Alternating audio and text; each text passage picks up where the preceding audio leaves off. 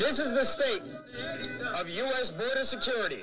Here I am on the Rio Grande, having just come across in an elephant with a mariachi band playing. And there's nobody here. Play on, boys. Dude, if you did this today, you'd win.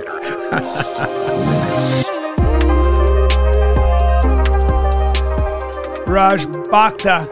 Been looking forward to this for a while. Entrepreneur, Apprentice star, and then creator and founder of Whistle Pig Whiskey.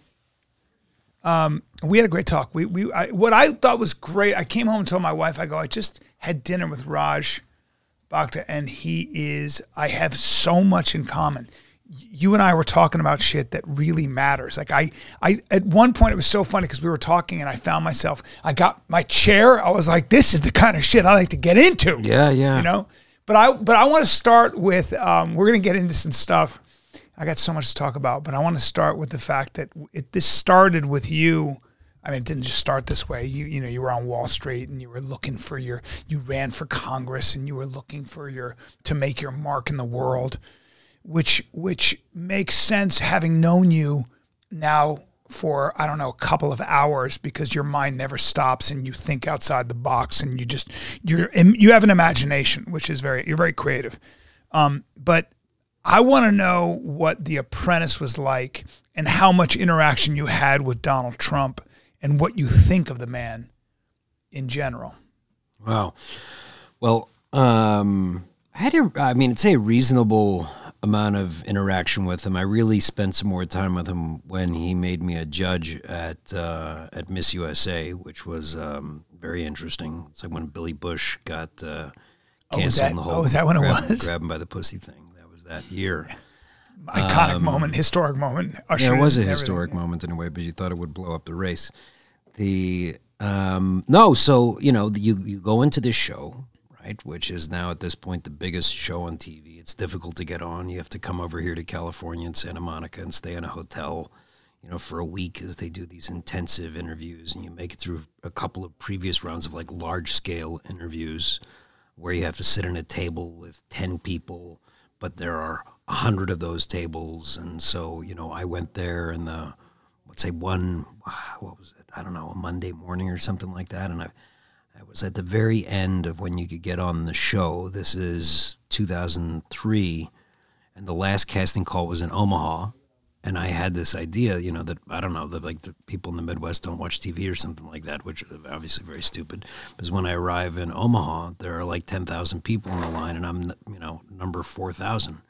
Anyway, 10,000 people who are in line trying to get on the show in Omaha. Crazy, just in Omaha. Yeah, there were 500,000 applicants for 18 spots. Right, and then you make it. You want to talk about like getting to your head, right? You're like, dude, 18 out of 500,000. That makes like getting into Harvard look like a cakewalk. God. Anyway, so I get on the show. How'd you get on the show? Well, I was. I'll say this as like I have good luck. I think God looks after me. I don't agree. And I think it's something else, but keep going. I mean, because you've been successful in too many other realms. So you gotta be able to go through the door of luck when it opens. That's a separate thing, right? But you have. I mean, like some people have better luck than others. Yeah. Some people have great luck but never capitalize on it. Right? The door's open, but they're like, oh, I can't do it because of this, and I'm that, and and my dad wasn't nice to me when I was a kid. But a lot of people get the openings. My opening was my good luck in the line. There are 2 guys behind me in the line. Anyway, I call my buddy up when I'm this in line. I have a big ego, right? I'm like, they obviously don't know who I am. There should be a special access point for real people like me instead of the lunatics that are trying to get on the show. Yeah. Obviously, we need to do something here. Hello. And how old are you at the time? 27, 28. Awesome. And I realized, I called my buddy who told me, he calls me up and he goes, what are your 2 biggest problems in life? At this point, I'm working with my dad. I'm in Vail, Colorado. I told you yesterday there are like 7 guys to every 3 girls, which really throws off the whole market. I'd come out of Manhattan, obviously, as a single guy at 27. Like, relations with the fairer sex is an important part of my life. So that's terrible because there are no girls in Vail. right? No girls in Vail. So like you get a 3 is now a 7, 5 is a 9, right? And I just came from New York, and I mean, this market's badly off. I'm not playing ball. And my dad, Indian business guy, is like on me. He's like, why are you staying out late at night? Where you should be working all the time. When I came to this country with $20 in my pocket, every single day, every single night I was working, and you're going out like a hotshot drinking beers. What is it? 3 beers, 4 beers. You're feeling cooler every time you have a beer. 5 beers make you feel really cool. You go up to the girl, say, hello, baby. How are you doing? I'm Big Daddy. I am the Big Daddy. I am the Big Daddy. I am the hotshot. So he's like, That's a classic immigrant. Oh yeah, and he calls me up Saturday morning. What are you? How are you feeling, Raj? And he has spies following me, right? Yeah, I think. I don't know how he knew, but he knows stuff. He was smart. He knows stuff. Yeah, Gujarat too, right? Gujarati, which a Gujarati is like a business class, merchant class in India. Yeah. So. It's a state. It's a culture. Right. It's a culture. But it's a very mercantile. Your masculinity is determined on how much money you make. How much money you make. Yeah, totally. Yeah, absolutely. Yeah. You sit around the table. Everybody just talks about business all the time. Uncle Gupti's 4th child, Apu, has 16 hotels. What are you doing? What are you doing? Why are you such a loser? I sent you to all the fancy schools. You have white skin, have no problem, fancy everything, this and that, but you cannot make any money? Such a good painful because he has a point. He's right? got a point. He's got a point. So what am I going to say? Like fuck Uncle Gupti's 4th child Anuj. I don't want to own 50 Motel 6s. But anyway, so in this mix, my friend calls me because what are the 2 biggest problems in life? I said, listen, I can't get laid and I can't stand working for my dad. He goes, listen, I got the perfect solution. Go on The Apprentice. It's going to take care of both. You're going to get just go on The Apprentice. Peace with honor, exit from the family business because your dad thinks it's cool. You're going to learn real estate from Trump. And, being big on TV is gonna help with the girls, as you probably know, right, Brian? Yeah, of course. And so, at first I didn't react well to it, but I said, okay, I'll give it a shot. So I arrive in Omaha. I get a bracelet, 4,168. I leave the line. I go back in, I call my buddy. I'm like, I'm not doing this. They don't know who I am. I go back in the line, right? You can just reek of cockiness. And there are 2 guys behind me, Brian. And these guys, like when you're in a bed, it's outside. I shouldn't be in the line. I'm behind 5,000 other people. Yeah. It's kind of hot. I'm wearing a wool suit. I haven't eaten. Yeah. And these 2 guys, they're just best friends behind me. They're just loving on one another. I'm like, I'm from Philly as well. So like, this kind of immediate love, like California style. Hey, buddy, Philly, like phony bullshit. Yeah. So I'm angry at them for being friends, like they're phony bullshit. Yeah. And then I get into and this is where I was just giving gifts, right? I sit down in the table. We got 10 people around a table, and they go around and like, what do you do? I'm Susie the hairdresser. Other guy, I'm Joe Shit the junk man. Other guy says this, I forget, it was a long time ago now. Now, the only relevant point there is one guy's like 42 years old, and the kid that his buddy is like a 20-year-old kid. The 40-year-old guy is like, I don't know, he's done everything, but not made anything work. He's kind of like a loser. Like when he described what he was doing, he was a loser. Yeah. You wouldn't say it if I wasn't so angry at him. But then the kid, 20-year-old kid, graduates magna cum laude, has written a book at the age of 18. I mean, nothing but promise. Yeah. And so the 40-year-old said that after everybody says what they do, for a living and a little bit about themselves, then they go around, savagely and ask, well, who should be fired? So you're now all supposed to turn on one another, right? And give them blood. So I thought that was very rank and incorrect behavior. This is not the way you should behave. Sure. But this son of a bitch, the older guy, says that his buddy should be fired when he was the only one at the table who had promise in front of him. And when it came to me, I was like, I'm set up here. I'm like, well, pal, it's very clear who should be fired. It's this guy over here, because he has been weighed and measured by life and has been found wanting. He has had every opportunity, but has proven himself an inveterate loser who has been unable to do anything and make it stick in his life. And beyond that, you sound like Trump. Yeah, and worse than all of this, he is an asshole because these two guys are nearly making out in the line behind me, and he turns on his buddy who he was nearly making out with. And now he wants to fire the only kid at the table other than me who has any promise whatsoever. Fire this guy immediately. Get out of my sight. Because I was also hungry, angry. And this was so they're like, but I really was outraged. You can't sit next to somebody and be friendly. Right. Maybe it's like a California thing. Right. And then like savage him like that in front of everybody. They chose you. They just chose you right instantly there. I was on the fast track. Then I also get luckier. We were out at a bar and the casting guys were out and we started running around trying to, chase girls and stuff like that. So developed further rapport. They saw my skill in this department, which was considerable at the time. And I was kind of like on the fast track in. Then I go to Trump. I sound like such a prick. Maybe I was. Well, that's what they wanted. Yeah. Cocky, young prick. Yeah. Right? Yeah. Well, or just cocky and ambitious. And then sometimes that can sound like a prick, but you just knew what you wanted and you could get it. Yeah. So, I definitely knew what I wanted. People will call you a prick for being honest and direct, but I think when they call you a prick like that, they are just seeing the side of themselves that they keep under wraps because somehow they were told. Yeah, and then they hate it, right? I mean, it happens to everybody. Yeah. It's important to keep an eye on it, yourself, right? Ourselves. Yeah, of course. We get on with Trump, interaction with Trump, so he comes in, he meets everybody, and people go up and you have some interaction time with him. Now he is, he's an intimidating presence. He's like big. He's got a big sense of personal space. You're also in this head shop of you're like the gerbils in his wheelhouse that Mark Burnett puts together and the whole psychology of a reality TV show, which is interesting.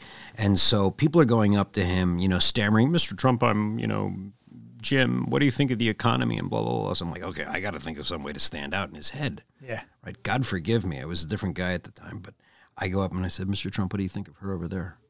The contestants. He's like, not bad, Raj, not bad. What was your name again?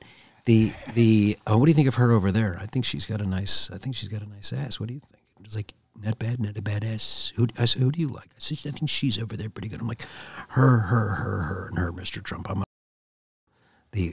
better now. Like my kids, I've got kids that are going to hear this stuff.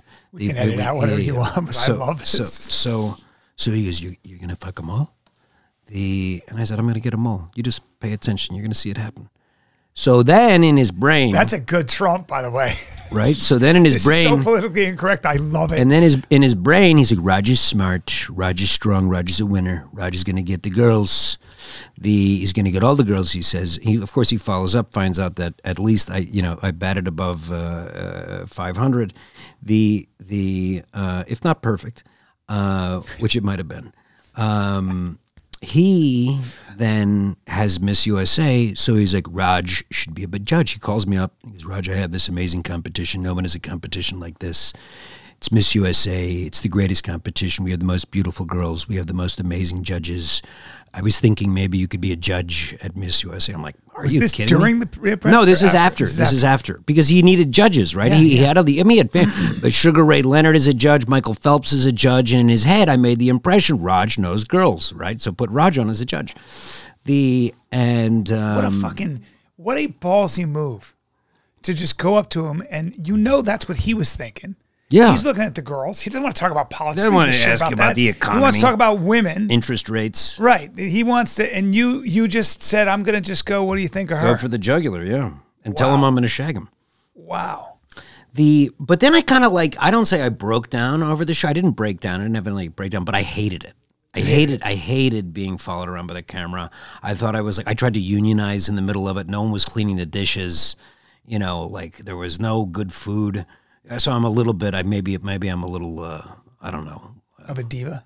Not a diva, but I expect, expect some stuff. Decent better food. Everybody's making a lot of money here. You're on TV.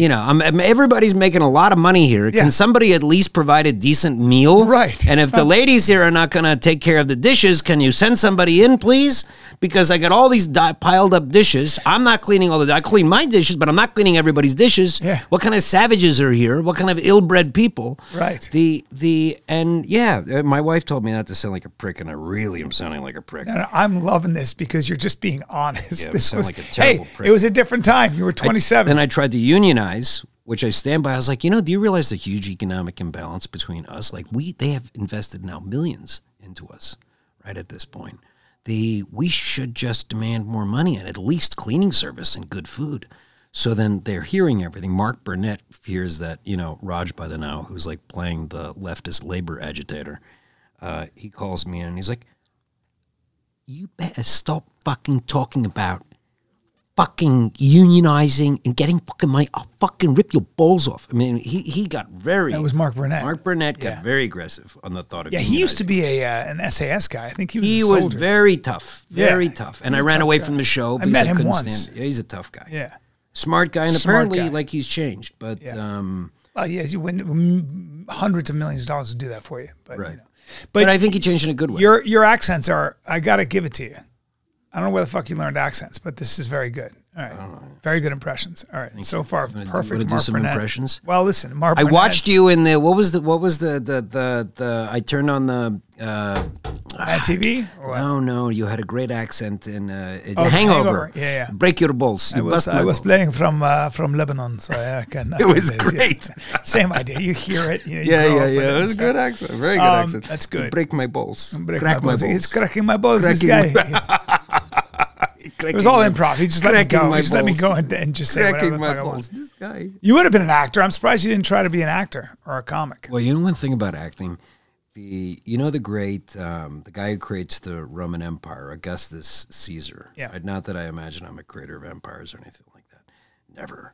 Never, not you. So Julius Caesar's nephew, Julius Caesar gets killed. He's 18 years old, and he's got to go up against Mark Antony, who's got all of Cleopatra's money and fleet and all that, cutting off the grain supply to Rome. He's got another guy, I can't remember his name, like throwing a revolt in Spain, and you're 18 years old, and you're going up against, now the Romans at this time, they're not pussies, right? They're not like, how are you feeling? I think, there's no passive aggressiveness. They run the world and they'll kill everybody you know. Just plain aggression. Yeah. Plain, naked aggression.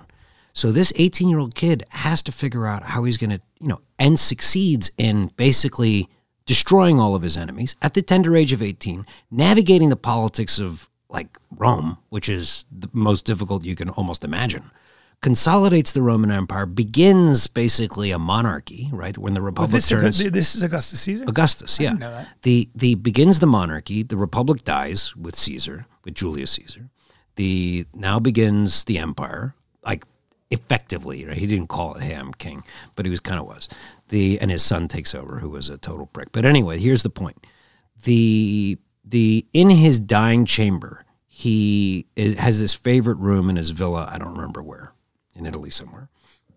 And it's a painting, it's like a collage all around him of all the different, of actors' faces. So back then, an actor would play out different roles, but they would change their masks, right? Happy mask, sad mask, proud, And he goes, as he's passing, he goes, did I not play my parts well?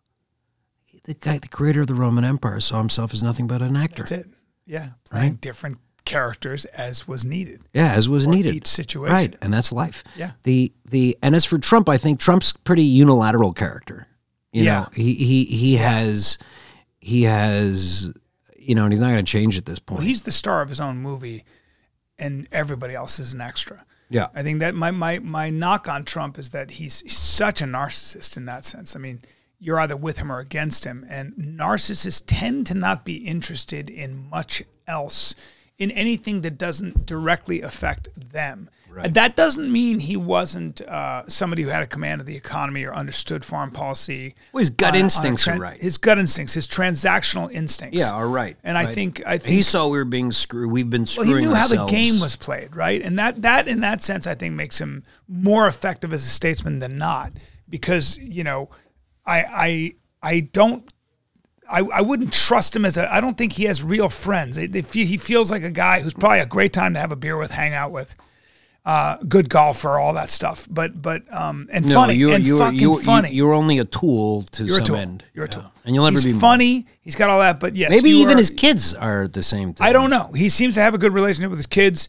But it doesn't necessarily mean he wouldn't be good at it at certain policy. My worry about him has always been he's not interested in what he doesn't know. He's just not that interested in things that are not kind of bottom line stuff. But maybe that's also immediate to his gaining further glory. Yeah, but maybe that works in our republic.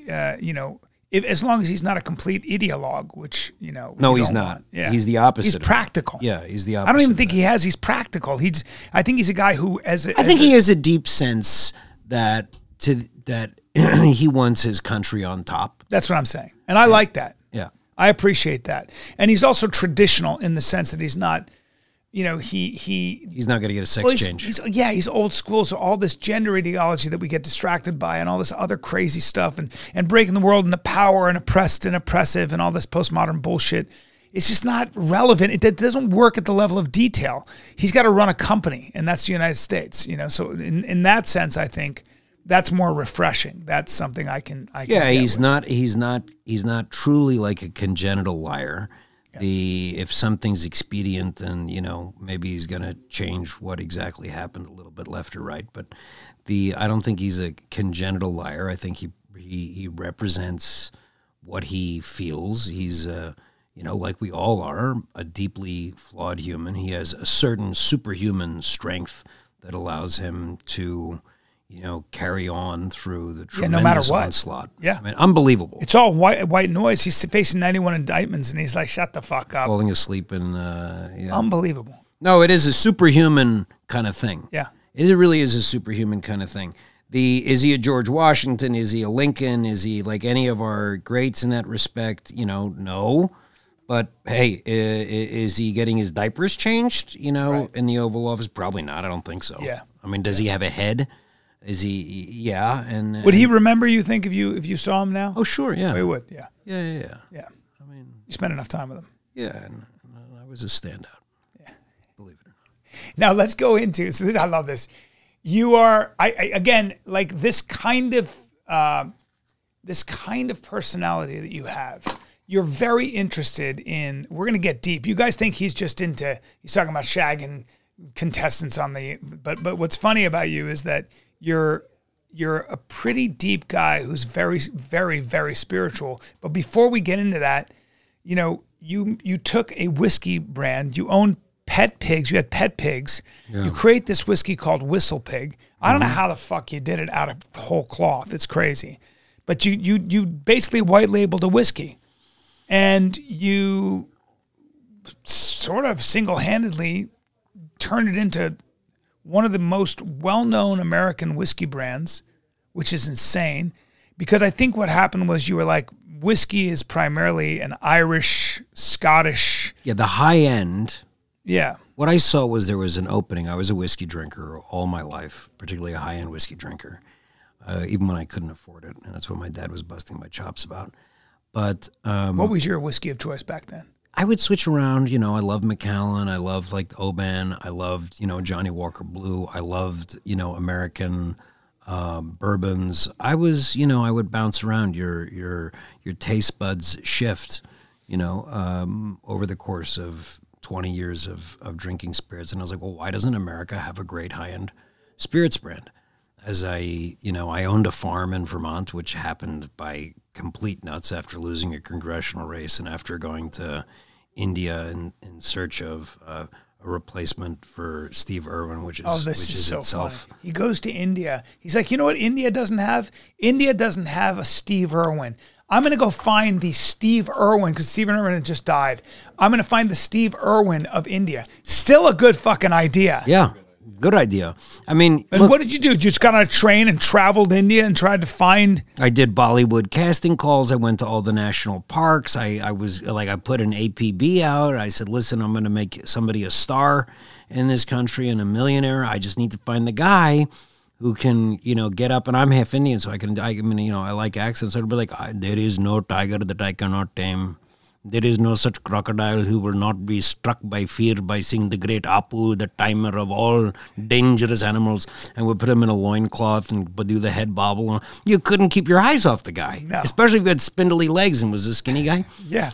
And you couldn't find in that entire country. Just not a culture where this kind of thing seems like a good idea, right? Wow. These Aussies and kind of like they're a little bit more bold. Different kind of mentality. Yeah. Right? They're like, you couldn't find what anybody. kind of crazy? We were wanting a man who can fight a tiger. Why would you want to fight a tiger? What sense is fighting a tiger? A tiger will kill you very clearly, man. Who is going to fight a tiger and fight crocodile? You know, like what? Like they looked at you like you're just totally not nuts. Physical. There's not. Yeah. So yeah, and I'd come back from to getting into the whiskey business. I go on the TV game show, The Apprentice. I don't win. Then I run for Congress. I had a great time there, but it was a couple of tough lessons. Timing being one of them. I did everything possible. Even took elephants across the Rio Grande with mariachi bands playing to show how open the border was, which is a great Google. Dude, bring that up. Bring that shit up. It's even gonna be like Raj Elephant Rio Grande. That's a funny one. You're fucking nuts, man. But you have such a flair for the spectacle. Life's a show, right? Yeah. And then don't win the congressional race despite my best efforts. And I thought I was special, because I was 18. Out of one of 500,000 people apply and 18 people get in. I was one of those 18. I thought, yeah, okay, you're special, Raj. Confirming all of my internal biases. But I get into the congressional race, I get my ass kicked, and I'm like, well, maybe you're not that special. I'm looking for a way out. I'm bathed in shame and disgrace, having lost the race. Was this when you had the debate with Rachel Maddow and Tucker Carlson? That comes after. Okay. Oh, yeah. No, after losing the race, yes, I wanted to do some political commentary. Yeah, he gets up in front of Raj there's Tucker Carlson and Rachel Maddow, and he figures he's going to take it to Rachel Maddow. She's a leftist. She's and you got your ass kicked because you realized you were in with somebody who does this for a living. Yeah, I was glib, and I thought that she was just some, I don't know, like token face and identity. And she smoked me. I mean, it was shocking. Like, I can't remember what I said, and I can't remember what she said, but I remember in the aftermath feeling like, you just got your ass handed to you, boy. Yeah. And so political commentary, then off to India. Then I come back, and I was feeling really low. So I can't win a TV game show. I can't earn a race for Congress. I can't find. I can't find Apu in India. 1.4 billion people. You can't find one guy. Maybe you're a loser. Yeah. Maybe you gotta get comfortable with that. Maybe you're a loser. We don't know. Maybe you just don't have it, Raj. That's it. That's maybe it. Some people have it. Some people don't. Some they don't. This is the way it is. And yeah, the end up on a farm. Had a couple of bucks. End up on a farm in the middle of nowhere in Vermont. Then the economy tanks. By the way, that's crazy. You just buy a farm in Vermont. Apprentice for Congress. Raj is a candidate for Pennsylvania. You should pull up the Bill O'Reilly interview. Unusual way.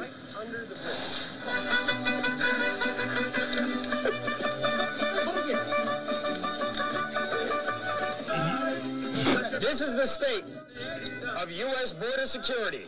Here I am on the Rio Grande, having just come across in an elephant with a mariachi band playing. And there's nobody here. Play on, boys. Dude, if you did this today, you'd win. Look how young I looked on that thing. Handsome Jesus. kid, handsome guy, handsome guy. If you did that today with that personality and those looks, that's good symmetry and great hair and kind of a thick kid. And that's what Irish and Gujarati. Yeah, that's people have been looking genetics. for that mixture. Good genetics. Good genetics. Yeah, so that turns basically I'm sitting there broke alone on a farm in Vermont. I see an opening. I mean, not to like diminish it, but I see an opening in the high end of the spirits business, and I went after it because I knew at that point here's an interesting thing, and I guess this is kind of like the we were talking a little bit about yesterday, like what is destiny? Yeah, but you sit there and your back is against the wall. And you realize that it's now or never. Either I'm going to go and kiss the ring and go to work for my father and like have to take whatever the pills that make you not happy and not sad when you go around like a zombie. Xanax or whatever the fuck it is. Either you become like one of those things. or you got to figure your way out. My credit was low. My resume looked like ADD. I'd gone from the Marines to investment banking to a .com to a car leasing company in Miami to a hotel to a reality TV show to political commentary to chasing Apu in India to, like it looked like I was insane. And but you were always going for something big. You were always going for something. Yeah. Like that, those are big goals. Yeah. Like there was no in between. You're like, I'm going to run for Congress. It just sounds like everything was to try to do something that nobody had done before. You were always looking at what hadn't been done before. That's how your mind works. And you go straight to the top. I'm going to go find the Indian Steve Irwin. That's it. These are very interesting goals. They're big goals. It's that the lesson there is just kind of going, I am not a middleman. I don't go halfway. I'm going all the way to try to do something that no one has done before. And I felt as a result of all of those efforts, I had landed myself broke on a farm in Vermont, which had more cows than eligible women. My father comes to visit. Where in Vermont? Outside of a town called Middlebury, Addison County. I know Middlebury, yeah. The father comes up to me, and this time in a loving way, in a concerned way. He says, Beta, we left the shitty, broken-down farm in India to make money in America's cities, and you have gone back to a shitty, broken-down farm. But it was like he felt like, You're in the middle of nowhere. I know that area. Collapse of his genetic line. I was the hopeful apple of the family's eye, and here I am, like, floundering broke in the middle of nowhere with some dead junk farm asset sucking money out of my pocket. The only thing I distinguished myself on really was womanizing. Yeah. And I felt really, really low. And I knew at that moment that I had to hustle my way out of it, that I had to figure out how to do it somewhere on my own steam. And I had one bullet in the chamber, Brian. I had one bullet in the chamber. I had a couple of bucks and like one last time that I could like muster everything that I had, and this time must work. And that's when I went at Whistle Pig with everything that I had. And, candidly, like my poor competitors, because they hit the full force of desperation. Yeah. And you. Yeah. With its a good combination. An entrepreneur who has you definitely have an appetite for risk, But and you can't do that without a big ego too. You were young. I can just see it. Just good looking. Were you an athlete too? Yep, water polo, swimming. Yeah. But you can see that. And so you say there is a need for a high end bourbon. American whiskey, high-end American whiskey. Okay. Craft. I knew the craft thing was coming up because I had exposure to that in Vermont. Right, this idea of farm to bottle. Farm to table, right? Vermont is at the cutting edge of that.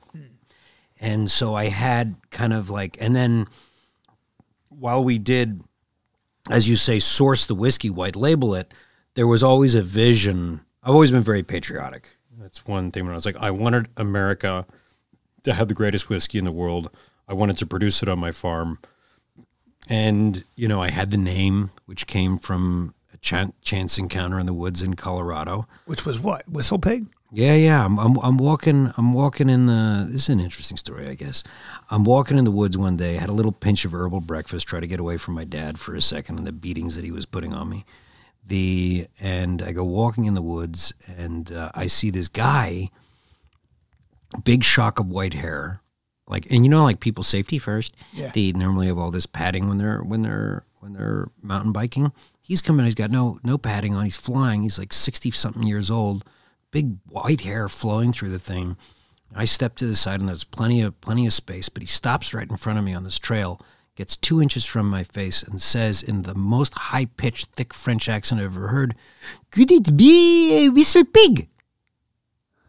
I'm looking at him, mild. Could it be a Whistle Pig? Could it be a Whistle Pig? Okay, so I had a pinch of herbal breakfast, if you know what I mean. So I'm a little I'm trying to calibrate my own, no, I'm pretty sure, objectively speaking, this is a very unusual circumstance. So I'm looking at him, I grew up in a pretty rough town in Philadelphia. Not that I was living in it day to day, but I had exposure to it. If somebody comes up to you and starts talking crazy to you on the street, it's not generally good. No. And this guy's clearly kind of crazy, and he's asking me about something. He's French, but he's asking me about a word in English that I've never heard of, a Whistle Pig. And then I'm like, I'm sorry, come again? he's like, you know, hey, Whistle Pig. And then he gets even closer to my face, like, I mean, an inch. And he starts smacking his fingers together. You know, Whistle Pig. I'm like, pal, what the fuck are you talking about? Yeah. And then he gets offended, classic French maneuver, throws his hand up like I'm a stupid American, and flies off down the road. So I sat there. I was like, okay, let's deconstruct this. Let's look at the chances. What are the odds here that somebody comes up to you on the road and stops and gets that close to you? It's low in the mountains. What are the chances the guy's speaking in the French accent with a big shock of white hair? Well, that makes it lower. What are the chances that he's speaking to you about some word in English that you've never heard of? Very, very low. Yeah. And then that he acts this whole manner and flies off. I mean, like, well, it's like 1 in a billion. Like a sign. Yeah, it's God. It's and he wants me to do something with this Whistle Pig name. So years later, it's fucking great. It's obviously God. Yeah. And he was obviously an apparition. Yeah. And he didn't exist. Yeah, I'm telling you. That's why I'm telling you that God looks after me extra special. Fuck, bro. I got to get some of that. You got to pray. You got to pray. You got to pray. Yeah. Yeah. I do. I don't do Well, I had my mother praying for me. My mother, who's now deceased, I think she would pray for me for 2 hours a day because it looked like I was being such a fuck up, you know? Yeah. So I think, like, you know, there was some intervention, like some nudges here and there between, like, the angels who saved my life as I was trying to kill myself. I never would have said that. I never would have said that. And seems stupid, right? You're going to get on your knees and, like, ask God for something? It's not, well, I believe in it more strongly than I admit. Because I'm still a little embarrassed to admit it. I don't know why. I didn't grow up with any of that. And as I've gotten older, I think part of it is giving your efforts up to a much higher good. Sure. It's giving your efforts up. It's essentially a way of getting out of your own way. That's it. God, how may I be of service to you? That's it. And then you are at your best because you're no longer, it's not about desire for you. Yeah. If you really Which can is do so that, tough, you know? Fuck yeah, man. But if you can really do that in earnest, if you can understand that there is a cosmic mission, or there is something about you vanish and tap into forces much more powerful. That's, to me, as real as this table. Sure. And that is exactly what I'm saying. But we don't get hungry for it, like, you know. Well, you don't get hungry until you've been in the physical dark. sense. You gotta get in the dark. That's right. If your whole life has been light and you think you're one of God's favorites, which you will if nothing bad's happened to you, you're not going to understand. Yeah. If you well, in fact, you wouldn't think if you're everything's going well, you wouldn't think God had anything to do with it, right? You just think it's just you. When you have to when you go through destruction and all you can do is get on your knees and look up because you're out of fucking options. That is, you are blessed. You're lucky because you're going to find something out about yourself and something about that which is not yourself. Right. That will be your ultimate gift. Right. That's when you find out who you are. And that's when you have the opportunity to become an even better, stronger, more wise person. You can call that God, call it whatever you want. But to me, that's what I believe in. That's what, and I know you do too. That's why we got into this. So Whistle Pig. So God, as a Frenchman, goes, Whistle Pig. Could it be a Whistle Pig? Could it be a Whistle Pig? Huh? Yeah. Well, okay, so yeah, God, yeah. I'm given by my own desperation and a combination of inspiration, really great people around me. I got super lucky with the people. I got the Master Distiller of Maker's Mark. And when I say I got lucky, he just didn't show up at my door, right? I properly seduced him. You know what I mean? And I did it right. Yeah. And then I also met my wife, who I also really went out of my way to, ensnare, for lack of a better term. Yeah. Liberate. Yes. She needed you. Yeah. She needed some Raj. She did. Yeah. And you have 3 children with her now. 5 on the way. 5 on the way. Yeah. Fucking, I love all I like this mixed breed stuff. I'm Indian and Irish, married to a Korean. She's Korean. It's beautiful. That's America, bro. That is America. Your kids are going to be Indian. They're going to be Gujarati. When you say Indian, it's such a huge continent, so I like to get specific. Gujarati. Guju, Irish, Korean. Guju, Irish, Korean. Woo! Yeah. Oh, it's a good combo. Hybrid vigor. They're beautiful kids. I've seen them. Thank you. They're gorgeous. I saw the So my friend froze me up. He was like, I'm really curious, what the hell are my kids going to look like, right? Yeah. Are they going to have brown skin with slanty eyes? I'm wondering, what are they going to look like? Right? How is this going to go? I have a friend in Virginia. And I goes, what do you think these things are going to look like? He goes, Raj, here's how it's going to go down. He goes, well, Koreans are going to come in hard. The Indians, they're going to lay right down. The Irish, they're going to put up a fight. But the Koreans, Raj, they're going to win the war. Don't fuck with the Koreans. They're going to win the war. Koreans are the hardiest, toughest people. I've said this many times on podcasts. Koreans are some of the toughest people, or the toughest people of all time. Oh yeah, pound for pound. But they've given up the ghost, it seems, these days. But we're getting on because they've gotten wealthy, they've gotten cool. I think they've gotten artistic. They lost the sense of purpose. They realize that, I think they've become a very creative nation. But that's a whole different subject. Okay, keep going. So you put everything you have into Whistle Pig. You find a way. You taste the whiskey until it's up to your standards, and hustled the hell out of it. Had pigs on leashes. It takes off. You're just doing all the press you can. You're going all the press we can. Get my distributors bought in. Say, listen, if somebody wanted 6 cases, we had 4 available. My distributors want me to ship them 200 cases. I say, listen, I've got 100. I delayed gratification. I made everybody fight for it. Because you made it seem like there was scarcity. There was scarcity, but I definitely, let's say, made it very well known just how goddamn scarce it was. Did you make it in Kentucky, or did you make it in where? Vermont. I took it out of Canada, and then I brought some out of Indiana, and then we put together. No, old aged whiskey. Okay. So I brought in the already aged stuff, and then we backed into production at home. So their brand takes off. So there are a lot of lessons in there of how to get a brand going. Brand needs soul. Brand needs chutzpah. Brand needs, energy. It's kind of like a mini soul. And then and then I played my hand very, very well in terms of getting my distributors to really focus behind it, invest in the brand, and the broad rising tide of American. We led and created really the craft whiskey category, the premium craft whiskey category in America. But at the same time, all these things were happening. It's the funny thing about life. I had partners. I think I might have signed some legal agreements where I can't disparage them. So maybe let's just say we were not strategically aligned, or like some bullshit like that. Yeah. I used another word first. These guys, some bankers and some foreign capitalists are undermining, trying to figure out how to take over the company. I'm also acting here and there like a madman. I got a DUI, and then, so they start utilizing these things to oust me, despite me owning more than half the shares. And then for a while, they hired the biggest attack lawyers in the country, a firm named Boyce Schiller. The monsters, and if you ever get in a fight, hire them, but you don't want to be on the other side. That's as good as a praise I guess I can give to a pit bull attack law firm. And then everything kind of goes wrong, and I essentially get forced out of my own company, despite being the majority shareholder. Right? That's really screwed up. Right? Founders sometimes lose their position. That's right. But they're in a minority standpoint. I did it from a majority standpoint, and then. The company was at this point big, worth hundreds of millions of dollars. I'm paraphrasing the entire thing, but, I end up getting forced to exit. So I get my pound of flesh, in the form of a lot of money. That's when I hit that moment of darkness, I would say.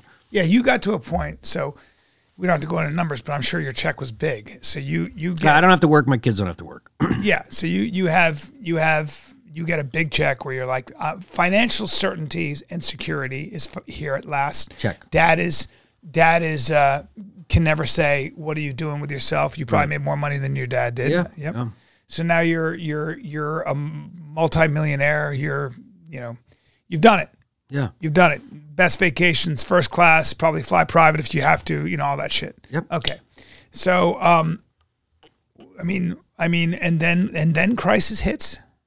Yeah. So I grew up in a American dream household. So like I had crafted as my 3 objectives. I wanted fame, money, and power, right? Since a young age, I wanted to make a lot of money, and become president of the United States.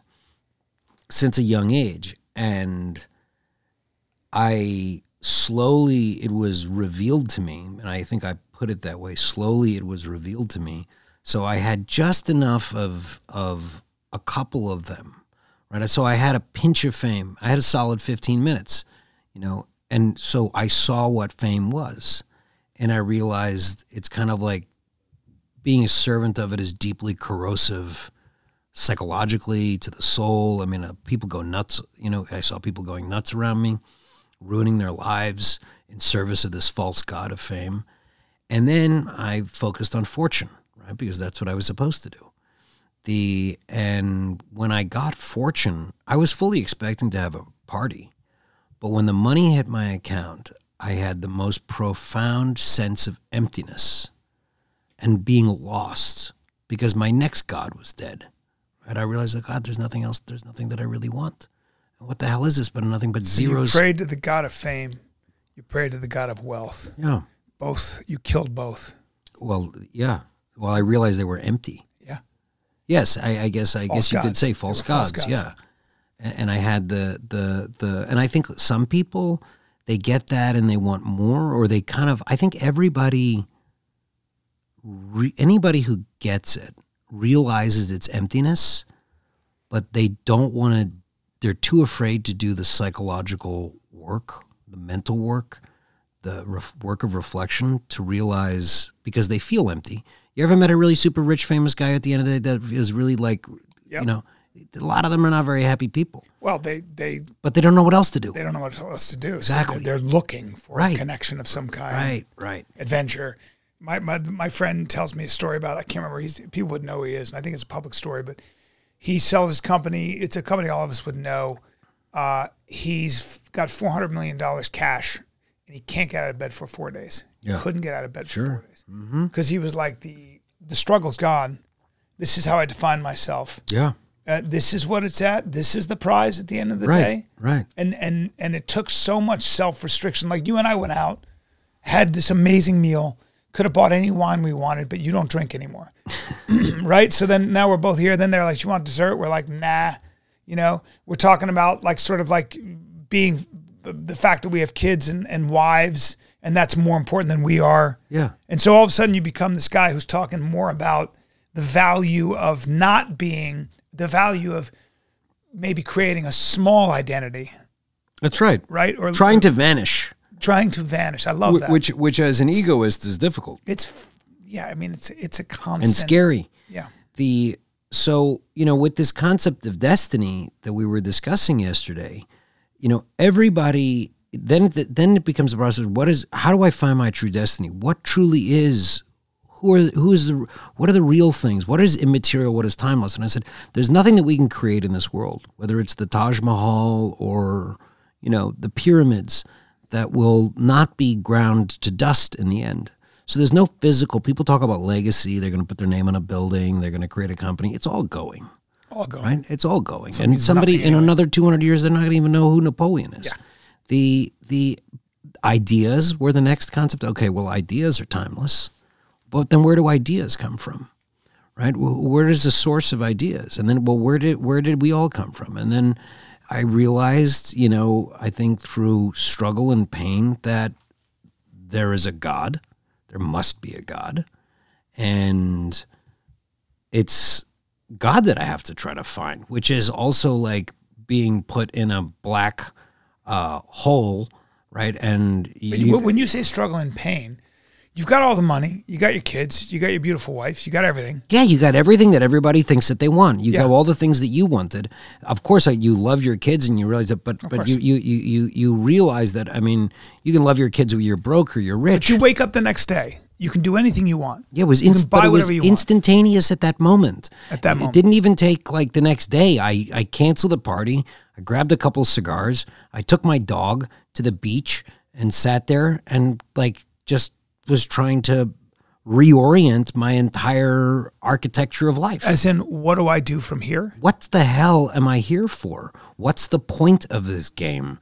What am I supposed to be doing? Because at the end of the day, you felt like I made a whiskey. All right. Yeah, so you're going to go and create the next greatest whiskey company. I'm the greatest liquor salesman that ever existed in the history of the world. I make Johnny Walker and Jim Beam and Jack Daniels. I make them all look like schmoes. Yeah. Right. And they put in the great liquor square of whatever city, there's a 600-foot tall statue of me peering down at like Ozymandias, you know, not gonna do a thing. Behold me. And it's ridiculous. It's a stupid thing. It's like nothing. It's a vain attempt at like everlasting life. Like this poor dumb bastard. What's his name? Brian Johnson. Yeah, who's trying to live forever. He's such a mess. He's what a mess. poor bastard. I know. You know, what a poor bastard. It's like, what are you doing, dude? But you know, like I was listening to, I forget what an interview he was doing. Like, let's make fun of him for a second because he's like, I was eating too many burritos or something like that. Maybe he gets gassy and he eats some brownies and he's like, I shouldn't be living like this. I know what I'm going to do. I'm in so much pain from eating too much and binge eating. I'm gonna live forever. I'm going to try to live forever. Yeah, he strikes me as someone on the spectrum. He's actually a little bit. I think he's very very Asperger's-y. He's very strange. I think that's what's going on with him. Poor guy. Yeah, I feel bad for him, actually. Poor guy. He's just doing all this weird stuff and working out and trying to stay young, and you can see his face is being tightened. And God, it's so sad. good luck with that. With So that sad. weird monkey's paw of trying to stay alive. So sad. Yeah. Ray Kurzweil was the same way. He has no idea. Oh, I asked Ray Kurzweil, I was at a thing in New York, and I was like, and he's talking about living forever. I'm like, you know, Mr. Kurzweil, what's going to happen when you die? Isn't it going to be bad for your whole brand? You're right. And he's You know. and by the way, he wears a wig now, which is so weird. Bring him up on Rogan. But we kill. But this is what happens when this is like the deep point that we were talking about. We have no idea. We have no idea. Like we've killed God.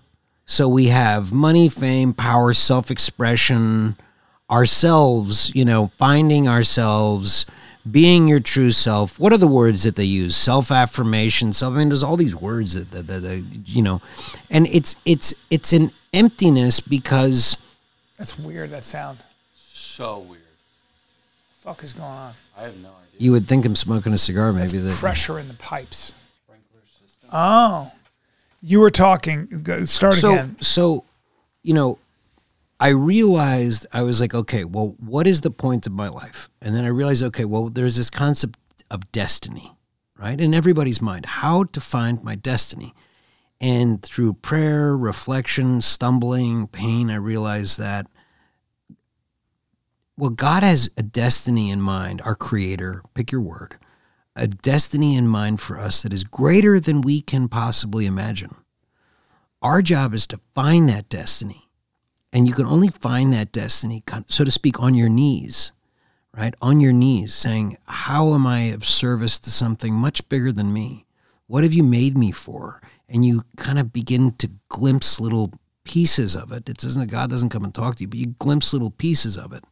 And you begin going after, you know, truly the achievement of your destiny. But the funny thing is the achievement of your destiny involves kind of the vanishing of you, the vanishing of your ego, right? Which is that which torments us and holds us back. And all the religions agree on that. But you gotta, it comes from pain. It comes from some suffering. It comes from a reflection. And furthermore, here's the scary part, right? Here's the thing where I was thinking, okay, well, I got to find my destiny. And then I looked at the church, right? Let's say Jesus, Son of God, who I believe is the Son of God, achieves his destiny, but he gets nailed to a cross and tortured. And then his first 12 disciples, 11 of them also get more tortured. Yeah. So I'm like, what the hell are you even thinking about asking for? Because maybe your destiny is going to involve like torture and death. But did they not create the entire modern world? Mm-hmm. And did they not have the most glorious destiny that could possibly be imagined by mortals? They did. Right, but it's also like scary. But by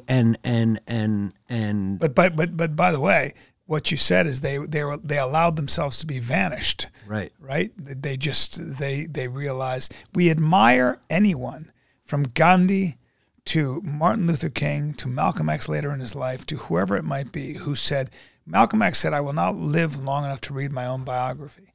And there are people like that who are willing to give up the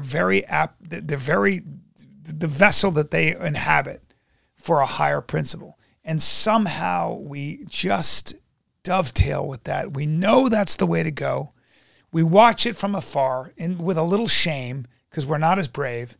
And that's why those people seem to hold a higher place in our minds, hearts, and spirits than do people that win at the game of life like Jeff Bezos, Elon Musk, the tycoons. Sure. And that's and I think that's universal. Well, here's the really crazy thing about it, right? As I'm talking to you about these things, and maybe you can reflect, part of you says like, you fraud. You wake up, you're sitting here talking about God and destiny and vanishing and all this sort of stuff, but we have appetites, money, the money, fame, sex, you name it, the desire for glory, prestige, the applause of your fellow man, the desire to seek glory or revenge. Yeah. Right? Bitter at your enemies. Which of course, we all have, but it's struggling through that and kind of, I would say, like forgiving yourself for your humanity, because I know, being a Catholic, God died for us to be free of our sins. We are forgiven, but first we must recognize those to be forgiven. And so, and forgiving yourself, Sure. Djokovic, The gravest sin in Christianity and Catholicism is not forgiving yourself. Yeah. It's a form of pride, I think. Right. Djokovic, the greatest tennis player, number one, he's the greatest tennis player of all time, said, you have this such mental strength, and you have, and he said, yes, well, he said, but you also freak out. He goes, yeah.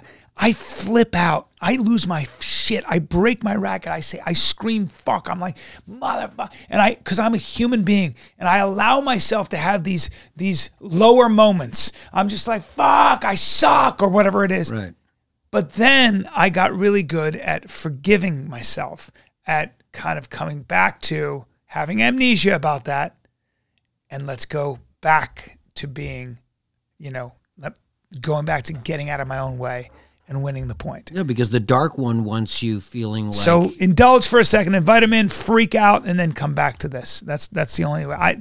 That's the only thing I can do, because I'm I go right back to being human. Every time I have these lofty thoughts, it's like I go right back to, all my human impulses. And the devil wants you writhing in self-hatred, because if you hate yourself, you're going to look for any which exit, right? Mm-hmm. Sex, drugs, rock and roll, call it. And so you've come to this realization. This is your daily struggle every day. Yeah. We'll get back to destiny. You have money. You're doing this stuff. You're creating another whiskey, another Armagnac and rum line that's unbelievable. Unbelievable. You can drink 100-year-old Armagnac or rum that he's whiskeys. He's just got this is high-end shit. And he gave me a 1967 Armagnac. It's unbelievable. And the rums you have, I've got that 1990 rum. Dude, I got that 1990 rum. It's amazing. My brother-in-law is a whiskey rum collector. And I can't wait to tell him we were hanging out, because he loves Whistle Pig. I bought him the Whistle Pig Boss Hog. Boss Hog, yeah. Yeah, for Christmas. So, you're doing all this, and that's all good, because you'll always be an entrepreneur. You'll always be a guy who needs a project. But you also bought a university. Yeah. You want to bring back some kind of monastic tradition. Mm-hmm.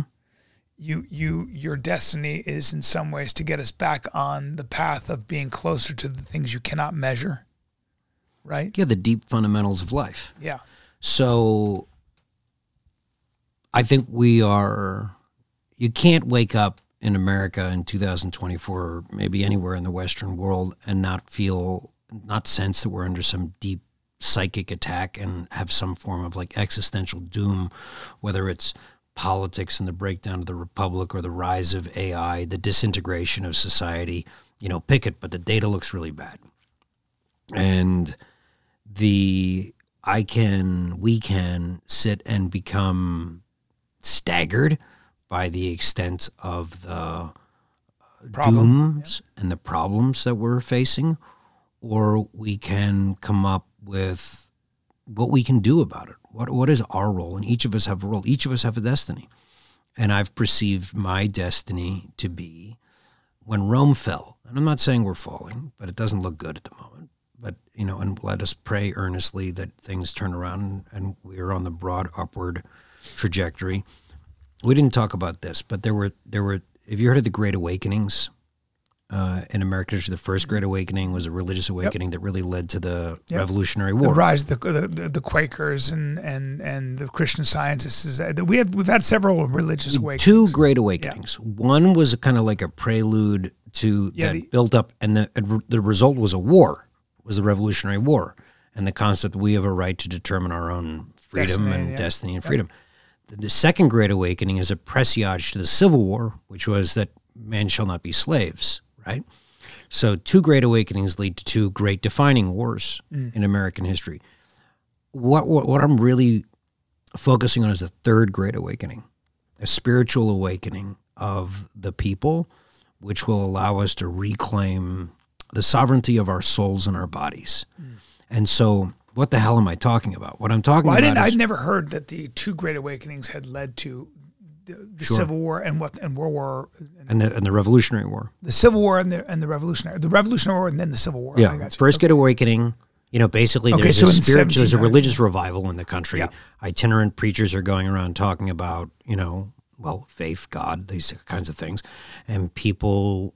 that came into the mixture that this was the shining city on the hill, that we are going to create a new Plymouth land, Rock and the Puritans. A new land of freedom, right? If you read, it would be interesting to pull up, you can pull up like the original charter of what the Pilgrims thought they were going to do, but basically they were on a religious mission, but then that kind of culminates into at the end of the day, and then it mixes all over the country and you're right, actually, creates different strains. The Great Awakening was the idea that this is a republic and we are under the authority of no man. I mean, in a sense that we're sovereign to God only. But King George is not a god, and monarchy is not the way to live. That's right. That makes sense. I'd never heard it framed in that way. And then, of course, you have the Great Awakening before the Civil War. 1820s, 1830s, 1840s, which lay the seeds for the idea that this slavery business is a great moral wrong. And by the way, for whatever people feeling bad about American history, is the only case in human history where people out of moral conscience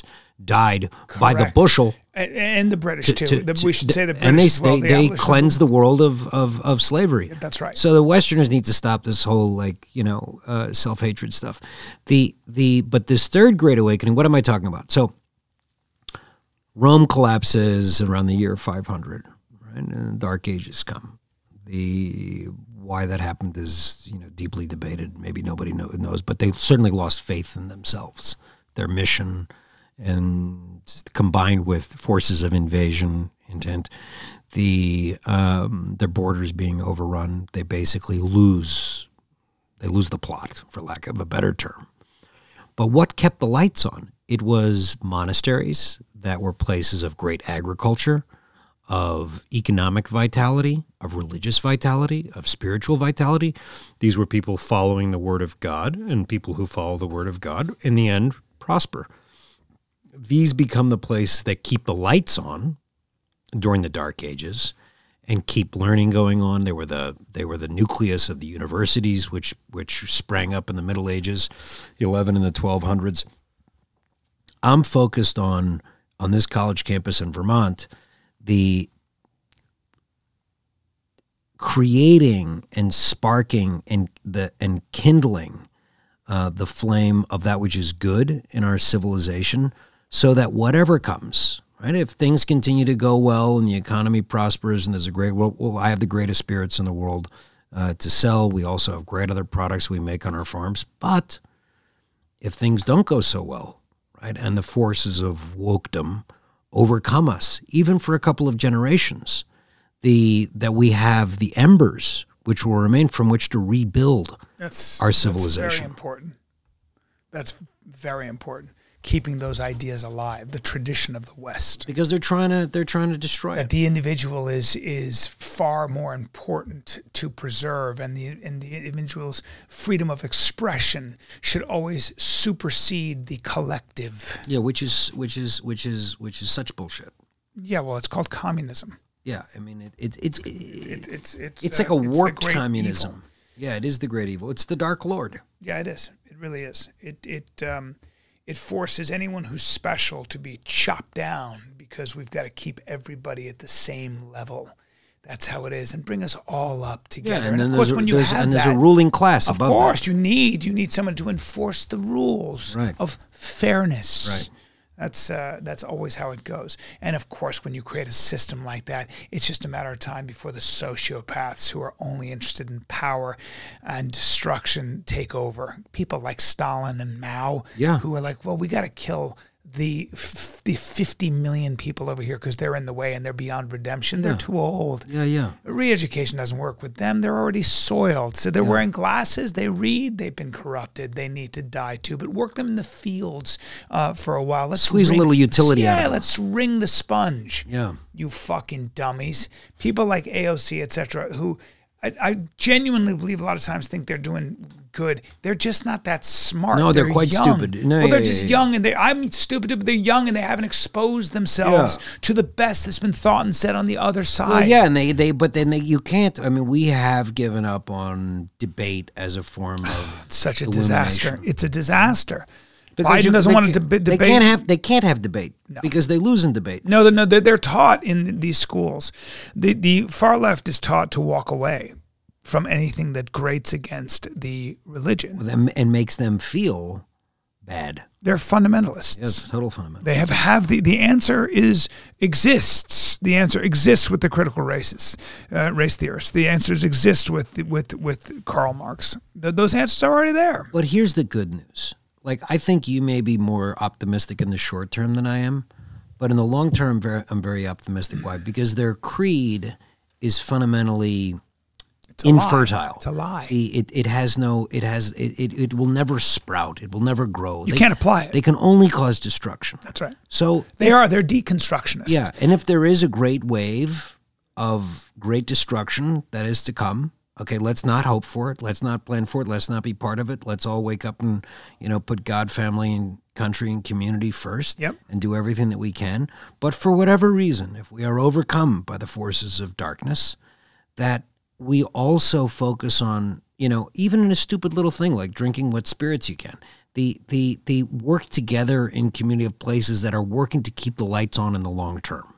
I think the next couple of innings are probably not going to be one when you look at the vast array of forces against us. There's a book called How the Irish Saved Civilization. Sure. And the scribes, the Irish monks who kept the lights on. They kept the lights on. They carried those traditions. They wrote them down. They wrote Aristotle and Plato from that, and the result was in the end the United States of America, which is the greatest human achievement on record. In other words, if you think about it, when I look about it and I said, let's say something goes really wrong here. Let's say the communists take over, the wokeists take over, and they run a great persecution, which they naturally would. Well, they are. Yeah. No, they believe in murder. They believe in murder. And I had to leave for whatever reason. There's just nothing like America. And I think Americans need to realize this. And of course, our rule of law is being debased. Look at you like them or not, but what they're doing to Trump is wrong. It's going to start a whole wave of this kind of thing. Yeah. The reprisal and proscription, to use the old Roman term, like go after your political enemies.